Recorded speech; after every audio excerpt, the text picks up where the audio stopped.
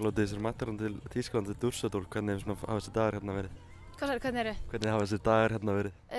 Bara fínir, tókum fína æfingu í gær og búin að vera að funda mikið, fara yfir hlutina eftir Walesleikinn og fyrir Þýskalandsleikinn, þannig að bara fyrir vel okkur. Þessi Walesleikur, náttúrulega gott að byrja á 3 stigum á heimavelli, hvernig situr sá leikur í þér? Bara vel, það er margt í hennum sem við getum tekið með okkur áfram inn í þessa keppni, sterkur varnarleikur.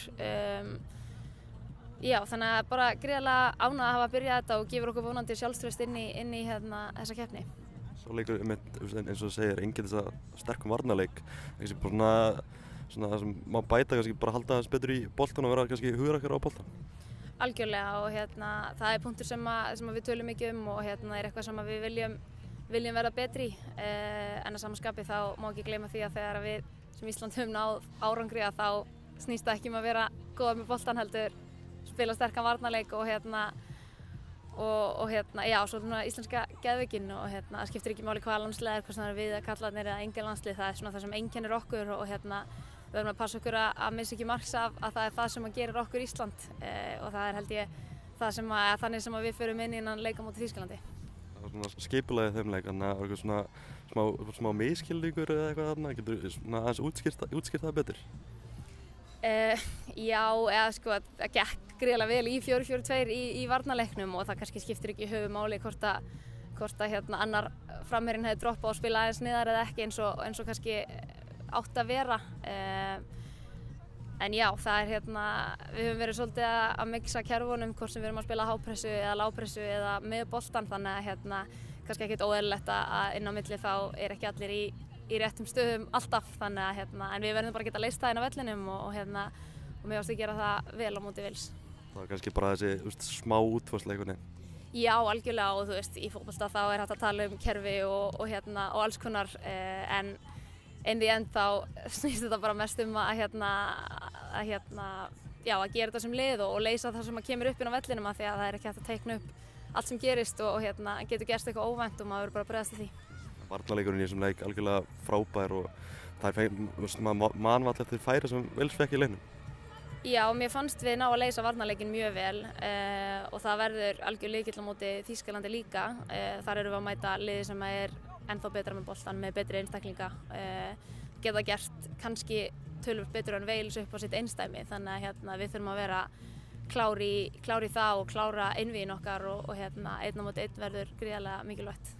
Bara eins og vanalega bara frammistaða í heimsklassa hjá þér sjálfri, horfirðu svona á þína frammistöðu bara sem frábæra? Mér finnst eiginlega bara þannig að þegar við erum að spila vel sem lið þá eru allir að spila vel og mér fannst við gera það á móti Wales og svo náttúrulega, já, ég skoraði þetta mark en það hefði alveg eins einhver annar getað skorað þetta mark og mér finnst það mikilvægast fyrir okkur að við erum lið og við spilum saman og skiptir ekki máli hver gerir hvað, en já, við þurfum að taka það með okkur inn í þessa þjóðadeild og þessa liðsheild og bakka hvora aðra upp í bæði varnarleik og sóknarleik. Þessi liðsheild, hún þarf að vera ansi góð á morgun þegar við mætum Þýskaland, ekki satt? Jú, ekki spurning. Það er kannski eitthvað sem ég trúi því að við getum haft fram yfir þær í þessum leik.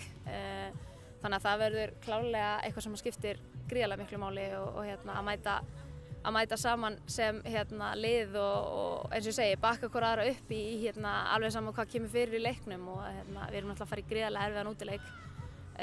Þannig að já, við vitum ekki hvað gerist en við ætlum að mæta klárar í að tækla öll verkefni. Einn af tveimur í hópnum sem byrjaði ekki að Þýskalandi 2017 í einhverjum bara besta sigri í sögu Íslands. Manstu vel eftir þeim leik? Já, ég held ég mér aldrei gleyma þeim leik. Þetta var þetta var eiginlega bara skemmtilegast sem ég hef held ég gert með landsliðinu, sko.